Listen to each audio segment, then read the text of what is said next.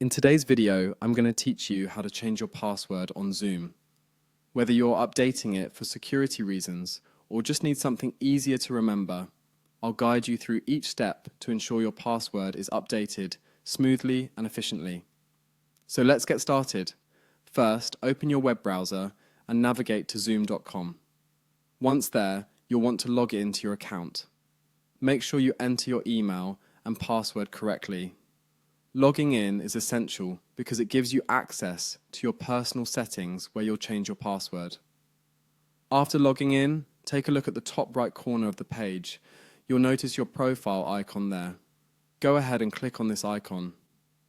It's a helpful tool that gives you quick access to your account details and settings. Once you've clicked on your profile icon, a drop-down menu will appear. From this menu, look for the Settings option and click on it. The Settings section is the hub for personalizing your Zoom experience, including password changes. Now that you're on the Settings page, you'll see several options on the left side of your screen. Click on the Profile option from the list.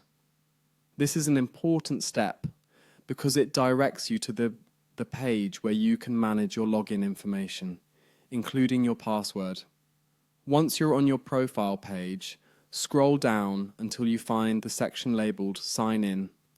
Look specifically for Sign In Password. Here you'll see an Edit option next to it. Click on Edit. This action takes you to the form where you can change your password. In the fields provided, enter your current password in the slot labeled Old Password. Then proceed to type your new password in the New Password field.